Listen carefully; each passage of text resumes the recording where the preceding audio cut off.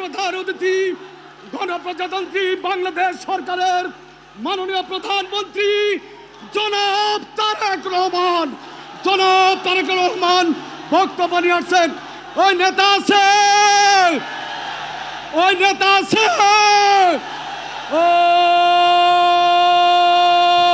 সেই নেতা তারেক রহমান,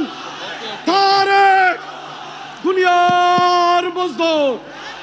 বক্তব্য নিয়ে আসছেন মাননীয় প্রধান অতিথি প্রধানমন্ত্রী জনাব তারেক রহমান। আস্তে আস্তে এ ঢোল ভাই, ঢোল বন্ধ করতে হবে। এ ঢোল ভাই, আচ্ছা এখন এখন এখন স্থির হতে হবে। বিসমিল্লাহির রহমানির রহিম। আজকের এই আন্তর্জাতিক মে দিবস উপলক্ষে আয়োজিত বাংলাদেশ জাতীয়তাবাদী শ্রমিক দল কর্তৃক আয়োজিত আজকের এই শ্রমিক সমাবেশের সম্মানিত সভাপতি, মঞ্চে উপস্থিত বাংলাদেশ জাতীয়তাবাদী দল বৃন্দ, আমার সামনে উপস্থিত শ্রমিক দলের ভাই ও বোনেরা এবং উপস্থিত বিএনপি অঙ্গ সহযোগী সংগঠনের প্রিয় ভাই ও বোনেরা, প্রিয় এলাকাবাসী, আসসালামু আলাইকুম। আসসালামু আলাইকুম। কেমন আছেন সবাই? এই যে আমার হাতের বাম দিকে আপনারা কেমন আছেন? আলহামদুলিল্লাহ। হাতের ডানে আলহামদুলিল্লাহ, আর সামনে যারা আছেন আলহামদুলিল্লাহ। প্রিয় ভাই বোনেরা, আজ আন্তর্জাতিক শ্রমিক দিবস। এই আন্তর্জাতিক শ্রমিক দিবস উপলক্ষে আমি প্রথমেই শ্রদ্ধার সঙ্গে স্মরণ করতে চাই যে সকল শ্রমিক ভাইরা 1971 সালে স্বাধীনতা যুদ্ধে শহীদ হয়েছিলেন, যে সকল শ্রমিক ভাইরা 90-এ স্বৈরাচার বিরোধী আন্দোলনে আত্মহতি দিয়েছেন এবং শুধুমাত্র জুলাই আগস্ট মাসে যে আন্দোলন ছাত্র জনতার, সেখানেই শ্রমিক দলের যে 72 জন শ্রমিক সদস্য শহীদ হয়েছেন সহ সকল গণতন্ত্রের আন্দোলনে শহীদদেরকে আমি আজ এই দিবসে স্মরণ করতে চাই। প্রিয় ভাই বোনেরা, আজ এখানে আপনারা যারা উপস্থিত আছেন, আপনাদের নিশ্চয়ই মনে আছে অতীতের এই সামান্য কয়েক বছর আগের ঘটনার কথা, 2 থেকে 3 বছর আগের ঘটনার কথা।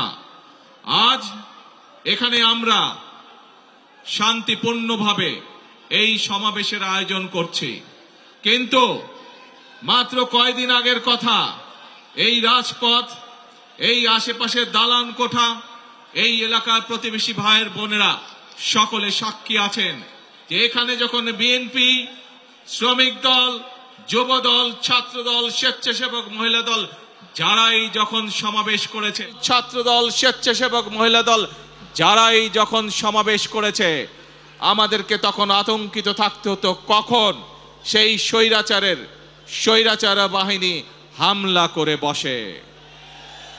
নিশ্চয়ই আপনাদের মনে আছে। আপনারা কি ভুলে গিয়েছেন সেই ঘটনা? ভুলে যাননি। এবং আজ থেকে 2 বছর আগের ঘটনা, প্রায় 2024 সালের 5ই আগস্ট বাংলাদেশের মানুষ স্বৈরাচারকে ছাত্র জনতার আন্দোলনের মাধ্যমে বিদায় করে দিয়েছে এই দেশ থেকে। প্রিয় ভাই বোনেরা, সেই স্বৈরাচারের বিগত প্রায় 1 যুগের বেশি সময় আমরা কি দেখেছি? আমরা দেখেছি শুধু যে শ্রমিককে তার অধিকার থেকে বঞ্চিত করা হয়েছে তা নয়, শুধু যে ছাত্রদেরকে তাদের অধিকার থেকে বঞ্চিত করা হয়েছে তা নয়, শুধু যে শিক্ষকদেরকে তাদের অধিকার থেকে বঞ্চিত করা হয়েছে তা নয়, শুধু যে নারীদেরকে তাদের অধিকার থেকে বঞ্চিত করা হয়েছে তা নয়, এই দেশের প্রত্যেকটি খেটে খাওয়া মানুষকে তার অধিকার থেকে বঞ্চিত করা হয়েছে। এই দেশের মানুষের রাজনৈতিক অধিকার থেকে দেশের মানুষকে বঞ্চিত করা হয়েছে। বঞ্চিত করা হয়েছিল তাদেরকে তাদের অর্থনৈতিক অধিকার থেকে। প্রিয় ভাই বোনেরা, সেজন্যই এই দেশের মানুষ এই দেশ থেকে ছাত্র জনতা ঐক্যবদ্ধভাবে একত্রিত হয়ে গণ অভ্যুত্থানের মাধ্যমে স্বৈরাচারকে বিদায় করেছে। লুটপাটের মাধ্যমে ধ্বংস করে দেওয়া হয়েছিল। আমরা দেখেছি কিভাবে দেশের শিল্প কলকারখানাগুলোকে ধীরে ধীরে বন্ধ করে দেওয়া হয়েছিল এবং এক পর্যায়ে গিয়ে ধ্বংস করে দেওয়া হয়েছিল, এবং বিদেশি জিনিসকে কিভাবে এই দেশে আমদানি নির্ভর করে হয়েছিল, এই দেশের পুরো অর্থনীতিকে কিভাবে ধীরে ধীরে আমদানি নির্ভর করে গড়ে তোলা হয়েছিল।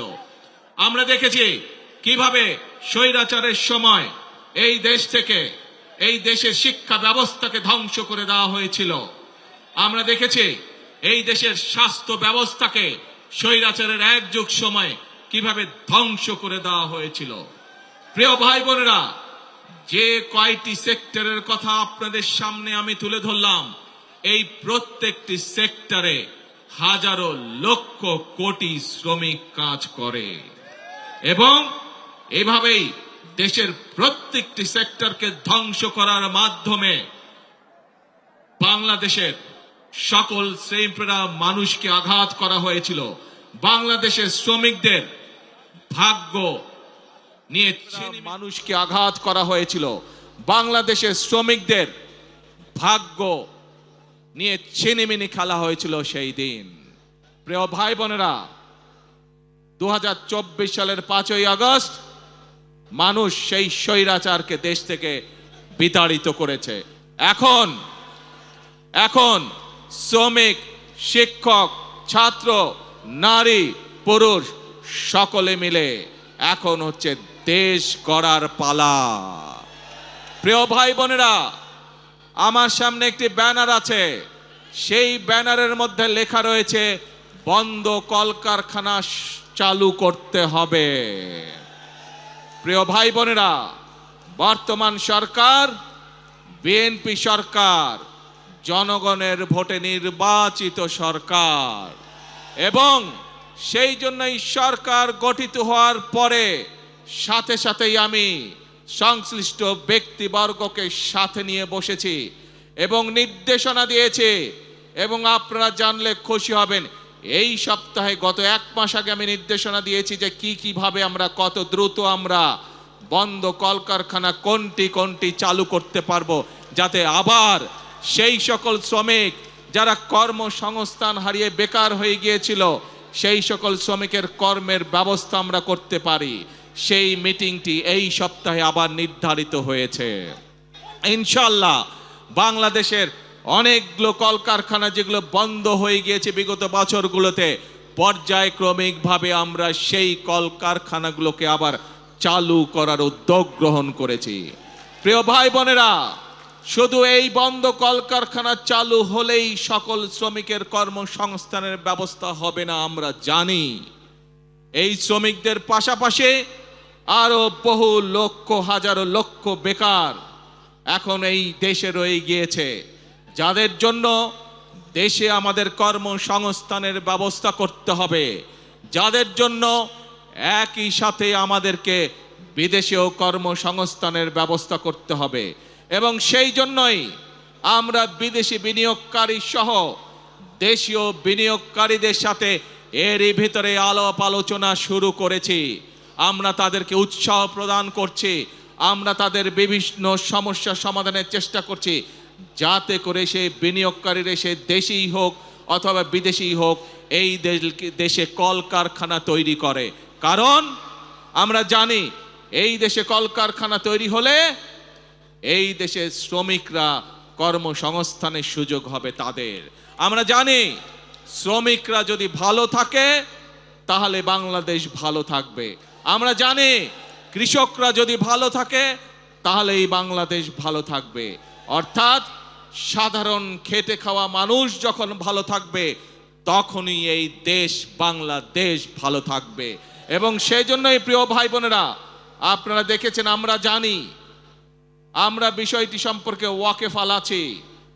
এইখানে রাস্তা, ঢাকা শহরের বিভিন্ন রাস্তায় আপনারা দেখেছেন হকার ভাইরা ছিল, কিন্তু যানজট সহ সাধারণ মানুষের চলাফেরার অসুবিধার জন্য আমরা হকার ভাইদেরকে সরিয়ে দিচ্ছি, কিন্তু আমরা এটাও বুঝি তারাও মানুষ, তাদেরও পরিবার আছে, তাদেরকেও চলতে হবে, খেয়ে পড়ে তাদেরকেও বাঁচতে হবে।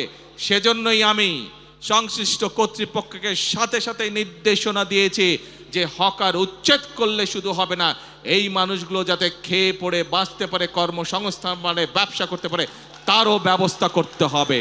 এবং আপনারা দেখেছেন এরই মধ্যে তার প্রক্রিয়া শুরু হয়েছে। আমরা জানি সকলকে হয়তো একসাথে আমরা ব্যবস্থা করে দিতে পারবো না, পর্যায়ক্রমিকভাবে আমরা ব্যবস্থা করব, কিন্তু ইনশাল্লাহ আপনাদের নির্বাচিত সরকার অবশ্যই খেটে খাওয়া মানুষের কর্মসংস্থানের ব্যবস্থা করবে।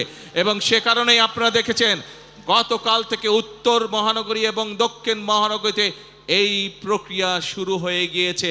আমরা পর্যায়ক্রমিকভাবে যারা হকার ভাই তাদেরকে তারা যাতে শান্তিতে ব্যবসা বাণিজ্য করতে হয়, কোনো রকম বিশৃঙ্খলার মধ্যে যাতে তাদেরকে পড়তে না হয়, সেই জন্য বিভিন্ন জায়গা ঠিক করে তাদেরকে ধীরে ধীরে সেই জায়গায় আমরা পুনর্বাসনের চেষ্টা করছি। প্রিয় ভাই বোনেরা,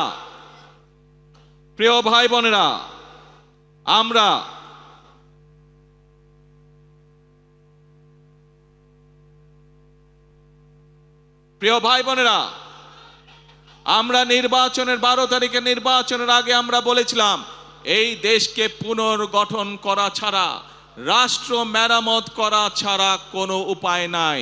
এবং শুধুমাত্র নির্বাচনের আগে নয়, আপনাদের নিশ্চয়ই কম বেশি সকলের মনে আছে আমরা আজ থেকে প্রায় 2.5 বছর 3 বছর আগে বাংলাদেশের প্রত্যেকটি সেক্টরকে কিভাবে রাষ্ট্র পুনর্মেরামত করা যায়, কিভাবে সংস্কার করা যায়, তার প্রত্যেকটি 31 দফা আমরা জনগণের সামনে, দেশের মানুষের সামনে উপস্থাপন করেছিলাম। মনে আছে আপনাদের?